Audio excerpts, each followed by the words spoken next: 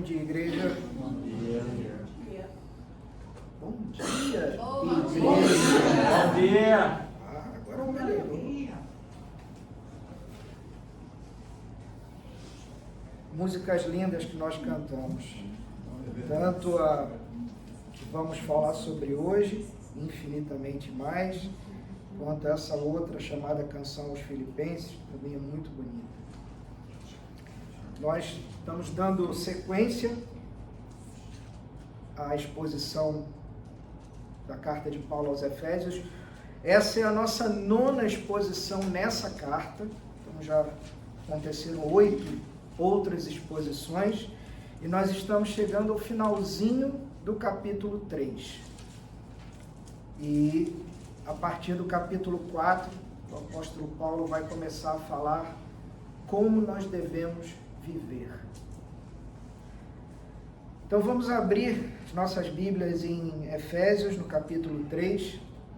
Nós vamos ler do verso 14 até o verso 21. Qual a versão está usando, Rodrigo? Eu estou usando a NAA, a Nova Almeida Atualizada.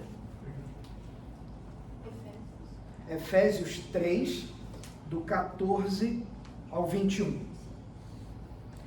Diz assim a palavra do Senhor: Por essa razão, eu me ponho de joelhos diante do Pai, de quem toda a família nos céus e na terra recebe o nome. Peço a Deus que, segundo a riqueza da sua glória, conceda a vocês que sejam fortalecidos com o poder, mediante o seu Espírito, no íntimo de cada um. E assim, pela fé, que Cristo habite no coração de vocês, estando vocês enraizados e alicerçados em amor. Isto para que, com todos os santos, vocês possam compreender qual é a largura, o comprimento, a altura e a profundidade, e conhecer o amor de Cristo, que excede todo entendimento, para que vocês fiquem cheios de toda a plenitude de Deus. Ora, aquele que é poderoso para fazer infinitamente mais do que tudo que pedimos ou pensamos, conforme o seu poder que opera em nós, a ele seja a glória na igreja e em Cristo Jesus, por todas as gerações, para todo sempre. Amém. Amém. Vamos orar mais uma vez? Senhor, nós pedimos que o Teu Espírito Santo nos ilumine na compreensão, Pai, da Tua revelação. Há coisas aqui nesse texto que nós acabamos de ler que de fato desafiam a nossa compreensão e pedimos que o Senhor nos guie passo a passo, para que não somente nós possamos compreender, mas experimentar tudo, Pai, pelo que Paulo orou aqui. Nós pedimos isso, Senhor, no nome do Teu Filho, nosso Senhor Jesus Cristo. Amém. Amém. Essa é uma daquelas mensagens duras de serem pregadas. Espero que vocês saiam daqui hoje extremamente desconfortáveis com o que vocês vão ouvir, porque assim é o Evangelho. E essa é uma daquelas mensagens que quando você passa algumas semanas preparando, ela mexe com você. Ela começa a incomodar e tirar a gente da nossa zona de conforto, até porque a gente precisa pregar. Antes de qualquer outra pessoa, a gente precisa pregar a nós mesmos. Eu ontem de noite mandei para a igreja, não sei se todos leram, uma exortação. Nós temos aprendido em Tiago a não sermos meros ouvintes e sim praticantes, então incentivo você a anotar, marcar, faça um caderno, traga e mais do que tudo, ao chegar em casa, não esqueça o caderno, as anotações ou a sua Bíblia, use nos seus momentos de devocional. Lembre-se daquilo que foi explicado pelo pregador, as referências que foram faladas, as explicações que foram dadas, para que isso retorne à sua memória, para que você se lembre, para que você seja fortalecido, para que você consiga seguir à frente, para que a sua fé se mantenha forte, para que aquela leitura, cada vez que você voltar naquele texto, você se lembre disso e aquilo reacenda em você o fogo do Espírito. Essa oração que Paulo faz é a segunda oração que ele faz na carta aos Efésios. Ela é considerada a mais nobre oração de Paulo, a mais profunda de todas as cartas paulinas. É considerada o ponto máximo da teologia de Paulo. Alguns comentaristas que eu li, eu até comentei com o Beto, consideram a oração mais importante de toda a Bíblia. A gente já viu que Paulo está preso em Roma por 2 anos, aguardando um julgamento. Ele tem muitas necessidades físicas, ele tem necessidades materiais urgentes, mas Paulo não pede nada a Deus com relação a nenhuma dessas necessidades. Os homens conseguem colocar Paulo, eles podem colocar Paulo numa prisão, eles podem, como existe alguns comentários dizendo que haviam guardas acorrentados a ele. Você imagina você dormir acorrentado a um outro homem. Mas eles não podem prender a alma de Paulo. Martin Lloyd-Jones escreve, dizendo, e eu cito abrindo e fechando aspas, Paulo está dizendo que embora um perverso inimigo o tenha encarcerado, o tenha impossibilitado de visitar os Efésios e pregar-lhes, ou ir a qualquer outro lugar para pregar, há uma coisa que o inimigo não pode fazer, não pode impedi-lo de orar. Ele ainda pode orar. Paulo está realizando um ministério extremamente poderoso na prisão, que é o chamado ministério da intercessão.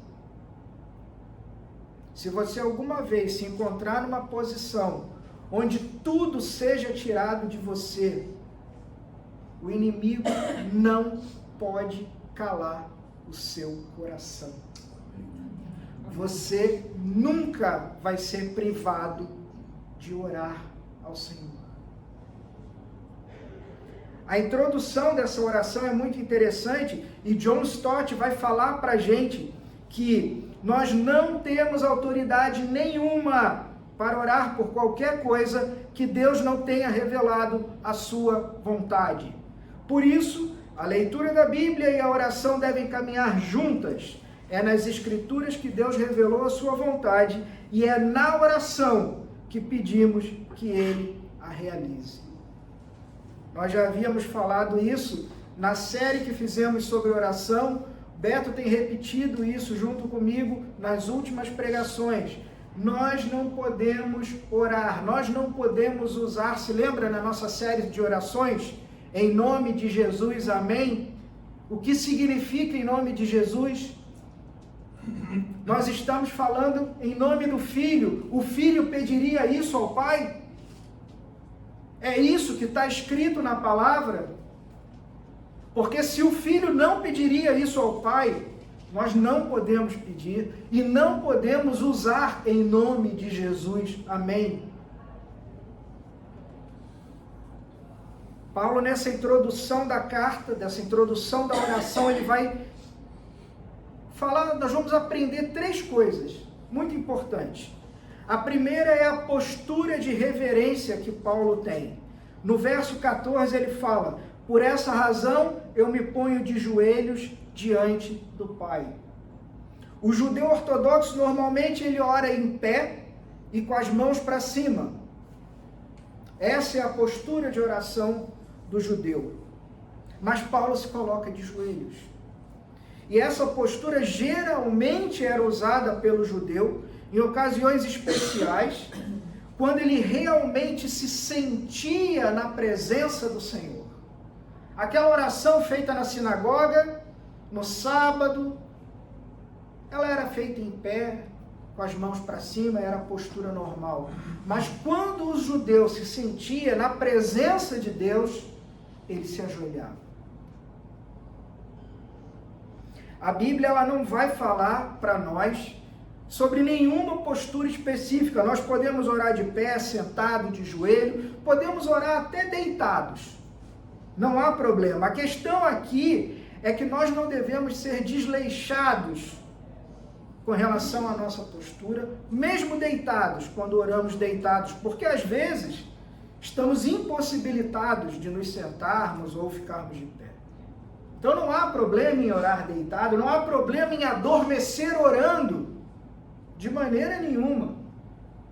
A questão é, nós estamos nos apresentando, e nós já vimos isso na série de oração, diante daquele que é o Criador de todas as coisas, aquele que está sentado num alto e sublime trono.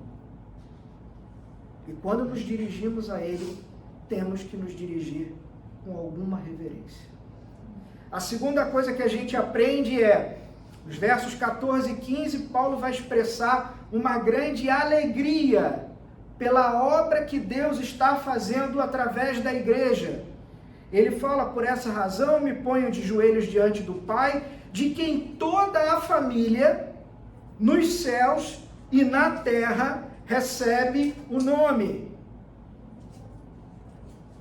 Paulo já tinha falado, nos capítulos 1 e 2, sobre a reconciliação entre judeus e gentios, entre si, e a reconciliação deles com Deus, formando um só corpo, a igreja.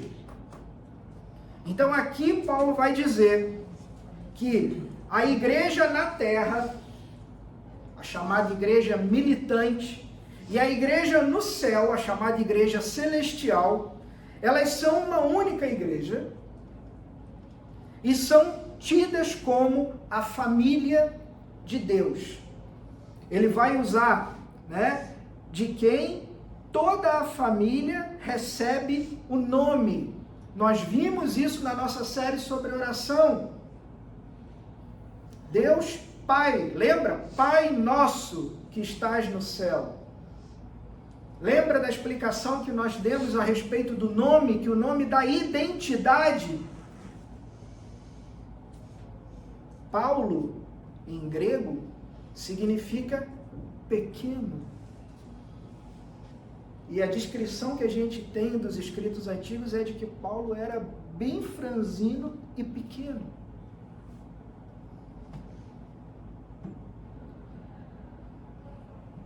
Então nós estamos tratando realmente de uma única igreja, no céu e na terra, a família de Deus. Recebemos esse nome porque somos filhos de Deus Pai.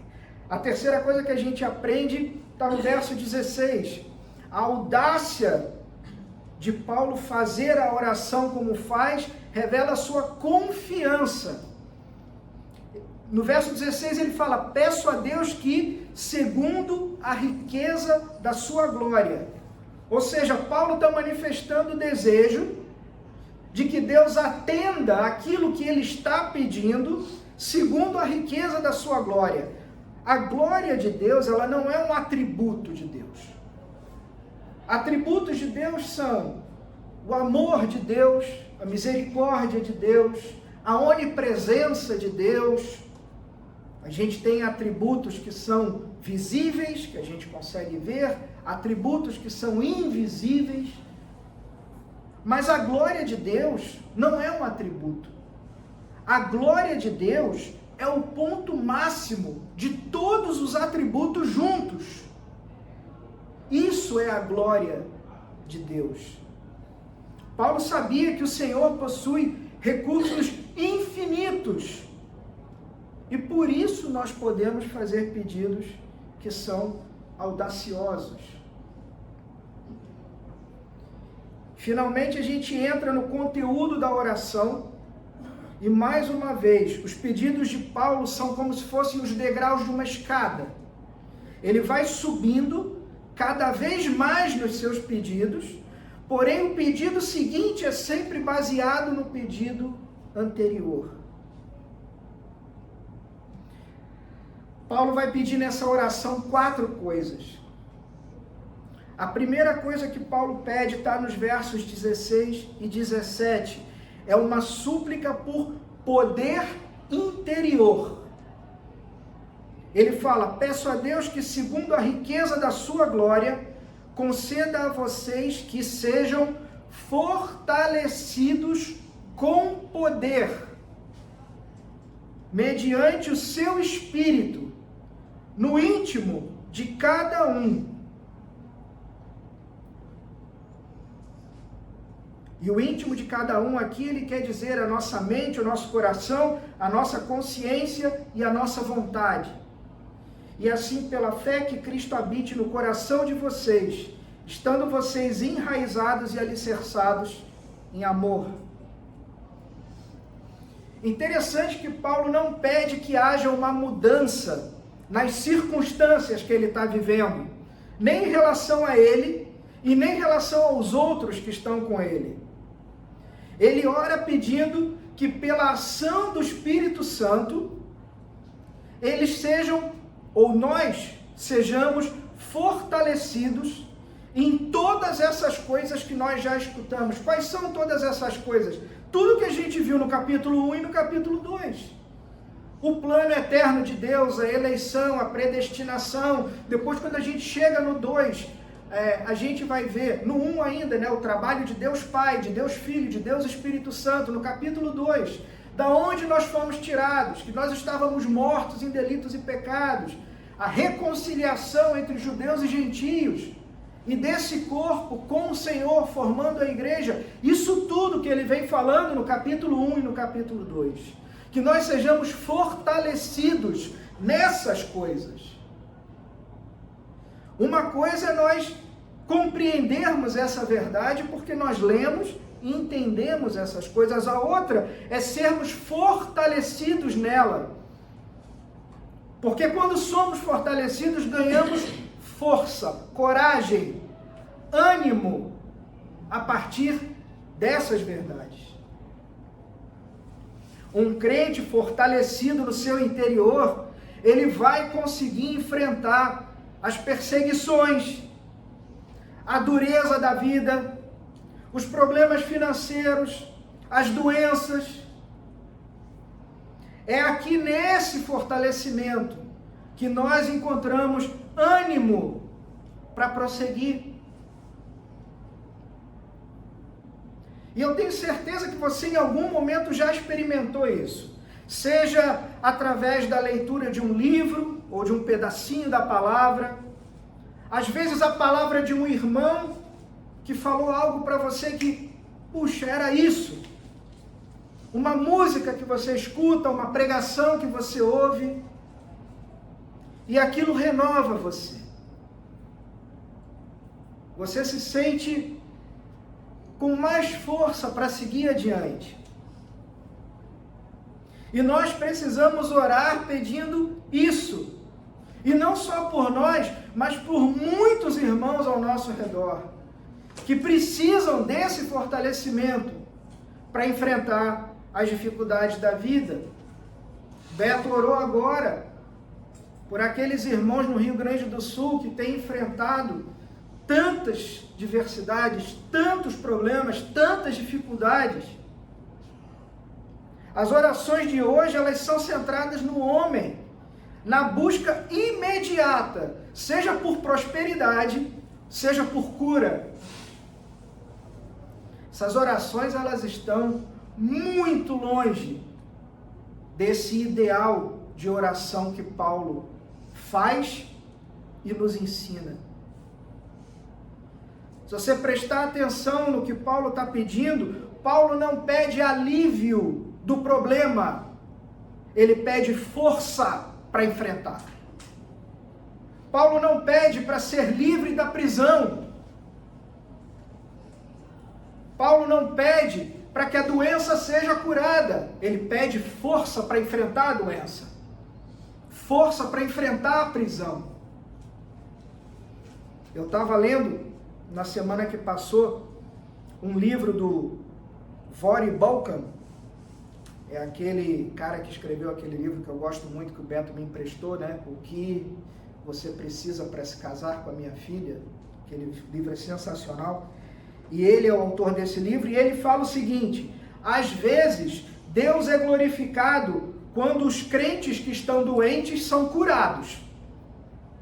Mas na maioria das vezes Deus é glorificado quando os crentes doentes morrem bem. Morrem na presença do seu Salvador, do seu Criador. Eu já falei isso daqui mais de uma vez. E se Deus quiser ser glorificado no seu fracasso? Você vai dizer o quê? Não, Senhor, essa eu não quero. Se Deus quiser ser glorificado na sua doença, você vai dizer, não, eu não quero?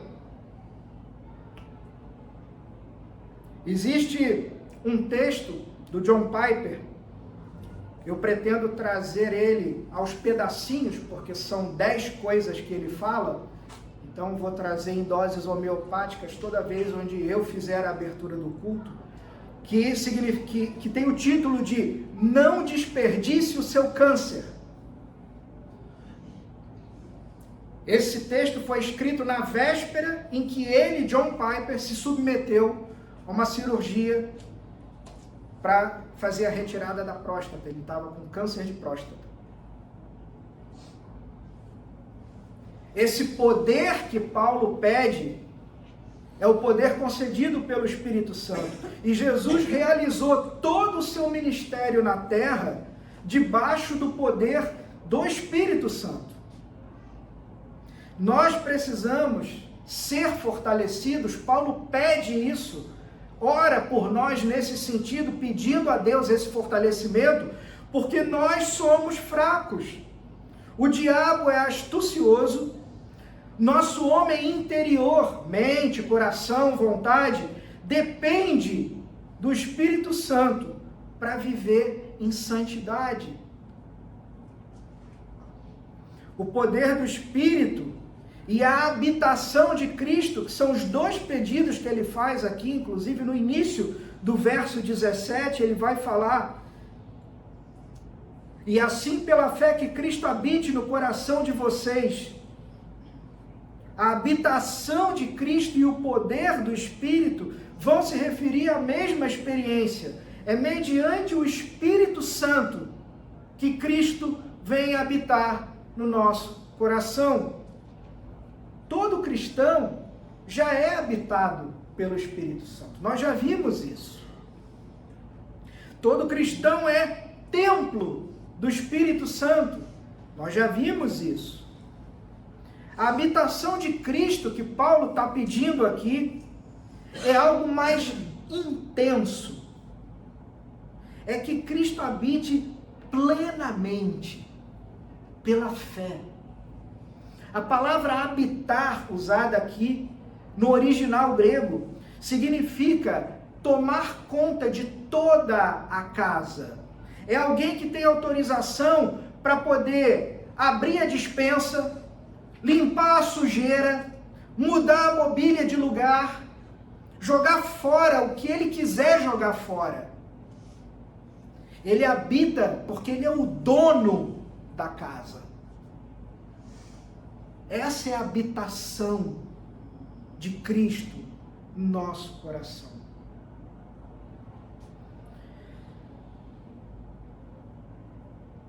E Cristo habita no nosso coração, não só para nos consolar, não só para nos animar, mas Cristo habita no nosso coração para dominar o nosso coração, para dominar a nossa vida. E isso significa que Se Cristo está presente no nosso coração, então existem uma série de coisas que não podem estar no nosso coração. Paulo vai dizer aos Gálatas, no capítulo 5, verso 24, e os que são de Cristo Jesus crucificaram a carne com as suas paixões e os seus desejos. Beto tem falado sobre isso a respeito no livro de Tiago. Vocês pedem e não recebem. Vocês, quando pedem, pedem mal, porque pedem para satisfazer o desejo de vocês. Mas aqueles que são de Cristo Jesus crucificaram a carne. Nós pegamos todas as nossas vontades, todos os nossos desejos, todos os nossos impulsos animais, e nós crucificamos na cruz com o Senhor. E pedimos que Ele nos anime, nos dê ânimo, que Ele venha habitar em nosso coração, mas que Ele domine o nosso coração. Já não sou mais eu quem vive, mas Cristo vive em mim. E se Ele vive no meu coração, existem coisas que não podem viver no meu coração. Ó Senhor, concede, Pai, que a nossa igreja seja fortalecida com esse poder, mediante o Seu Espírito, no íntimo, Pai, de cada um aqui. Segunda coisa que Paulo pede nessa oração é uma súplica por aprofundamento no amor fraternal. Está no final do verso 17. Estando vocês enraizados e alicerçados em amor.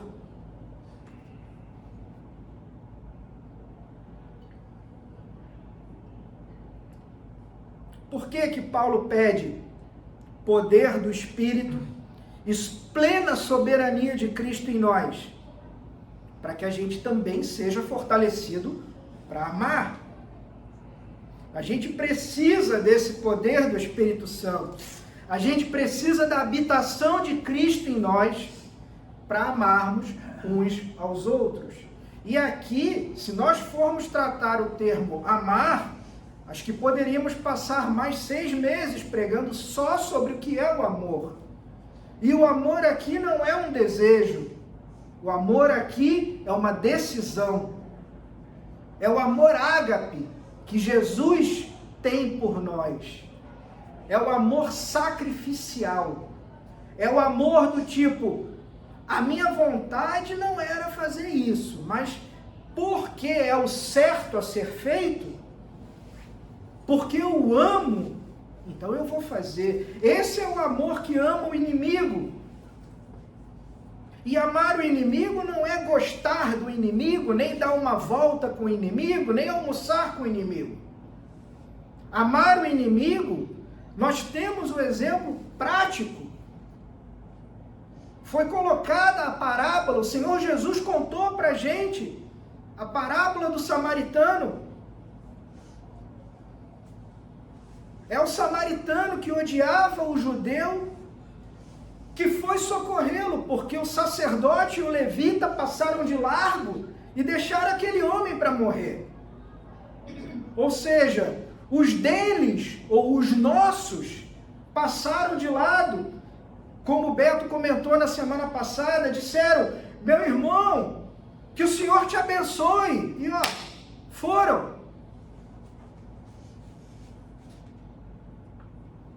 Esse é o amor pelo inimigo, esse é o amor ágape, esse é o amor de Deus, esse é o amor que tem que nascer no nosso coração através da habitação de Cristo em nós.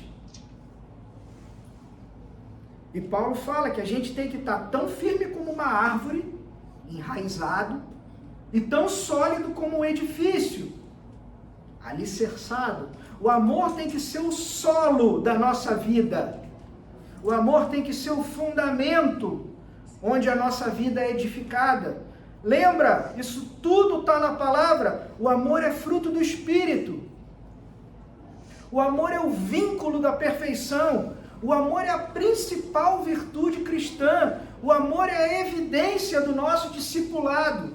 O amor é a condição para que a gente consiga realizar a obra de Deus. O amor é o cumprimento da lei. O amor é o fim da lei. Ele cumpriu toda a lei através de um gesto de amor. Ele morreu não por gente bonzinha. Ele morreu por pecadores miseráveis. Terceiro pedido de Paulo na oração é uma súplica para que a gente compreenda o amor de Cristo. Está nos versos 18 e 19. Isso para que, com todos os santos, vocês possam compreender qual é a largura, o comprimento, a altura e a profundidade, e conhecer o amor de Cristo, que excede todo entendimento, para que vocês fiquem cheios de toda a plenitude de Deus. Paulo agora passa do amor de uns nós pelos outros, né? Para o amor de Cristo por nós. E a gente precisa de força para poder compreender esse amor de Cristo por nós. E a ideia aqui desse pedido é estranha, porque ele fala compreender e conhecer, né? No verso 18 e no verso 19. Compreender no verso 18 é aquela compreensão intelectual. E a partir do momento que eu entendo, é aquele compreender de você tomar posse, de você tornar aquela palavra sua propriedade. A segunda, o conhecer do verso 19, é um conhecimento que é alcançado pela experiência, pela vivência, pelo experimentar. Ou seja, a gente tem que ter um conhecimento objetivo, racional do amor de Cristo, ao mesmo tempo uma profunda experiência desse amor. Paulo ora para que a gente possa compreender o amor de Cristo nas suas plenas dimensões. A gente já cansou de ouvir esse versículo em toda sorte de contexto. O amor de Cristo que excede todo o entendimento. A largura, o comprimento, a profundidade, a altura. Paulo está dizendo aqui que o amor de Cristo por nós, ele é largo o suficiente para abranger toda a língua, toda a tribo, todo o povo e toda a nação. Esse amor ele é comprido o suficiente para durar toda a eternidade. Ele é profundo o suficiente para alcançar até o pecador mais rebelde que a gente possa imaginar. E ele é alto o suficiente para nos levar até o céu. E queridos, voltem ao verso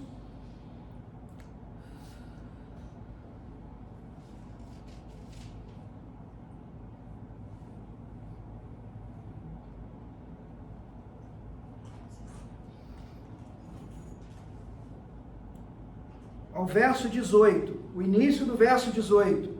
Isto para que com todos os santos. A compreensão do amor de Cristo, ela é obtida no contexto da comunhão da igreja. Paulo está nos dizendo que é com todos os santos. Ou seja, isolamento, falta de comunhão, é uma barreira à compreensão do amor de Cristo. Nós precisamos da igreja local, se quisermos realmente compreender o amor de Cristo. Não dá para compreender o amor de Cristo assistindo pregação por pregação, pulando no YouTube. E Paulo vai continuar. Conhecer o amor de Cristo, que excede todo entendimento, e esse é aquele conhecer de experimentar. Então Paulo ora pedindo que nós conheçamos algo que não pode ser conhecido. Como é que faz agora? O amor de Cristo por nós, ele é tão inescrutável quanto as suas riquezas são insondáveis. Esse grande amor de Cristo por nós, que a gente vê quando ele desce da glória, ele se faz um de nós, ele suporta tudo que ele suporta na cruz, para que nós pudéssemos ser perdoados. Esse é o amor de Cristo que nós lemos na Bíblia, que nós cantamos agora nas nossas músicas. Mas esse conhecer do verso 19, lá no original grego, vem de experimentar. Você conhece porque você provou, porque você sentiu. E aí, quando a gente está preparando e lendo e estudando um texto desse, a gente para e pensa, como eu parei, será que eu conheço isso? Será que eu já experimentei isso alguma vez? Porque intelectualmente nós conhecemos, nós entendemos. Mas quando que isso vai se tornar uma experiência real na nossa vida? A gente conhece a Deus dessa forma. O cristianismo é algo que mexe conosco. O cristianismo é algo que me toca, que me move, que me transforma. Ou o cristianismo para nós é só um bando de regra que eu tenho que seguir, mais uma atividade de domingo que eu preciso cumprir. Como a gente já vem falando em outras semanas. Vir para a igreja é o quê? É um programa de final de semana? Eu não quero isso. Eu quero isso aqui que Paulo está orando. O mundo não pode conhecer esse amor. E a palavra fala disso, João vai falar disso. Mas nós podemos conhecer esse amor.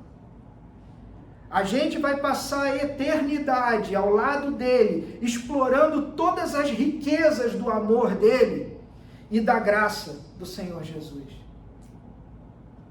Mas, queridos, a gente precisa começar a explorar essas riquezas, a conhecer, a experimentar esse amor aqui, agora, nessa vida.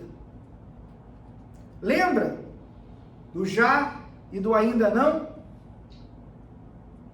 Começa aqui. A gente só vai sentir na plenitude, experimentar na plenitude, conhecer na plenitude, na glória, ao lado dele, mas tem que começar aqui. Tem que começar com o meu próximo. Tem que começar aqui amando o meu inimigo. Tem que começar aqui. O quarto pedido de Paulo é uma súplica pela plenitude de Deus. Final do verso 19, para que vocês fiquem cheios de toda a plenitude de Deus. Querido, Deus já é tudo. E a plenitude de Deus é o quê, então? Você começa a observar, desde o início da oração, o que Paulo está pedindo. Ele pede para que nós sejamos tomados de toda a plenitude de Deus. Queridos, bem provável que nenhuma outra oração na Escritura vai ser tão sublime quanto essa oração, porque essa oração inclui todas as outras orações que a gente pode imaginar. E o seu sentido mais pleno está muito além da nossa compreensão. Embora Deus seja transcendente, o escritor do segundo livro das Crônicas, lá no capítulo 6, verso 18, diz que nem os céus dos céus podem conter o Senhor. Ainda assim, Ele habita em nós, de forma plena.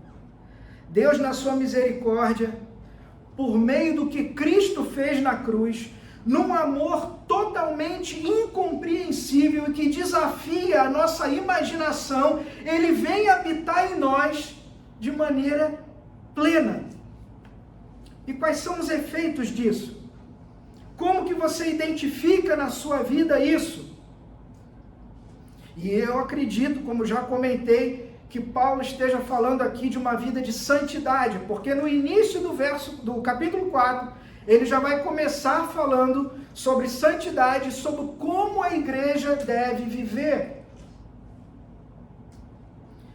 Temos que ser santos como nosso Deus é santo. 1 Pedro, capítulo 1, verso 16. Temos que ser perfeitos como nosso Deus é perfeito. Mateus 5, 48. E isso também quer dizer que seremos semelhantes a Cristo. Ou seja, nós alcançaremos o propósito eterno de Deus. Beto já falou isso 15 dias atrás, 2, 3 semanas atrás, o Beto falou isso. Já falou na pregação em Romanos, eu já repeti isso. Se você quiser saber qual é a vontade de Deus na sua vida, abre em Romanos 8, 28.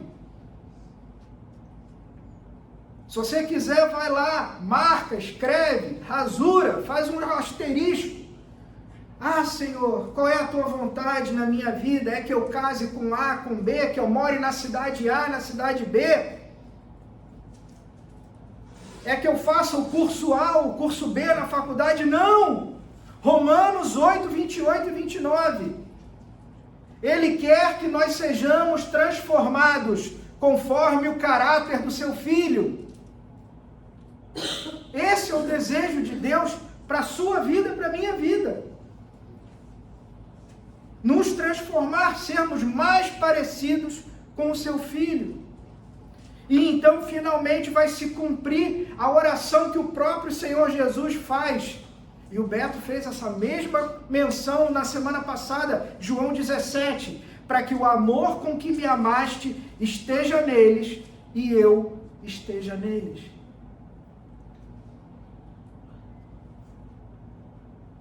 E se o Senhor Jesus pediu isso ao Pai, nós com certeza podemos pedir a mesma coisa ao Pai. A conclusão dessa oração, a capacidade que Deus tem de responder às orações, e aqui é a base da confiança do apóstolo Paulo. Diz o texto do verso 20, ora, aquele que é poderoso para fazer infinitamente mais do que tudo que nós pedimos ou pensamos, conforme o seu poder que opera em nós. O poder do Evangelho que opera em nós, que poder é esse? Não é o poder para determinar, não é o poder para curar, não é o poder para conseguir o que a gente quer. Não é esse o poder do Evangelho.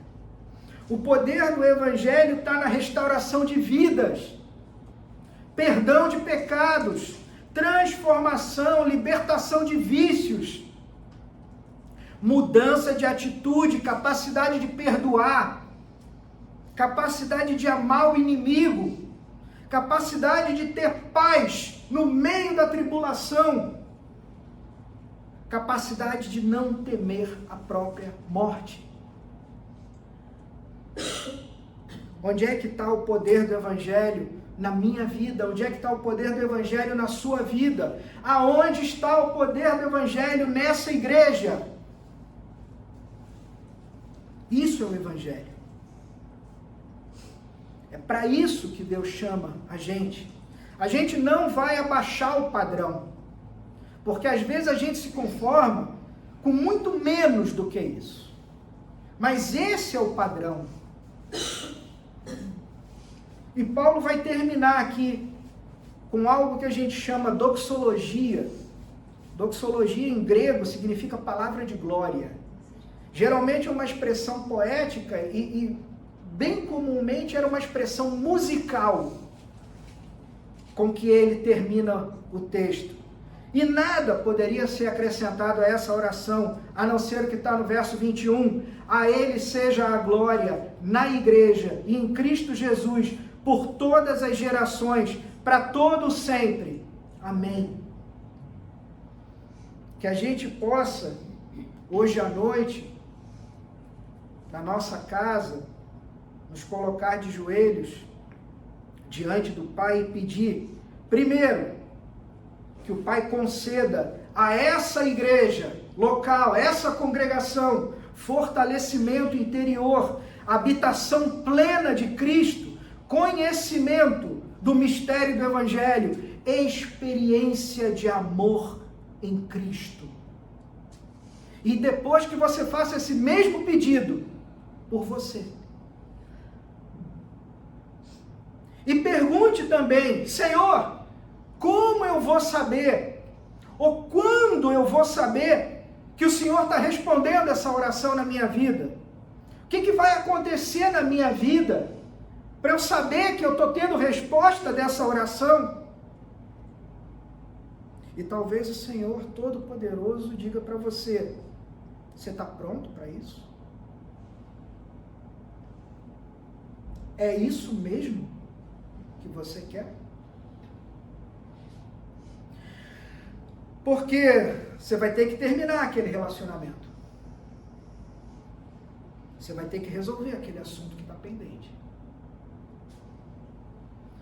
Você que vai ter que parar com aquele negócio que você estava fazendo. Você vai ter que perdoar aquela pessoa. Você vai ter que se reconciliar com aquela outra pessoa. Você está disposto a fazer isso? A gente não pode acrescentar absolutamente nada à glória do Senhor, mas a gente pode viver de tal forma que o nosso viver, a nossa vida, a nossa conduta contribua para que outras pessoas que estão lá fora, que não conhecem essa mensagem, que elas possam contemplar a glória de Deus em nós. Para que eles olhem para nós e falem assim, o que tem na tua vida? Tem alguma coisa indiferente em você? Que isso abra uma porta para você poder falar do amor de Cristo e do Evangelho para as pessoas. Para que eles olhem e vejam em você e fiquem incomodados e falar, tem alguma coisa estranha em você. O que é?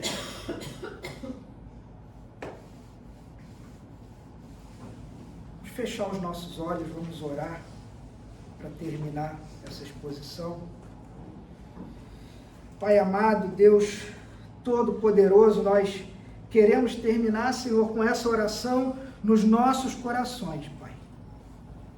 Senhor, o que quer que custe, seja quais forem as circunstâncias, Pai, eu estou pronto. Essa igreja está pronta, Pai. Nós queremos experimentar isso em profundidade nas nossas vidas aqui nesse mundo, Senhor, antes de eu morrer. Nós cremos, Pai, que o Senhor pode fazer muito mais do que nós estamos pedindo. E nós estamos levando muito a sério, Pai, essa oração que nós estamos fazendo. Tem misericórdia de nós, Pai, nos enche com o Teu Espírito, nos dá força, nos dá poder através do Teu Espírito, Senhor. Essa é a oração que nós fazemos, no nome do Senhor Jesus Cristo. Amém. Amém.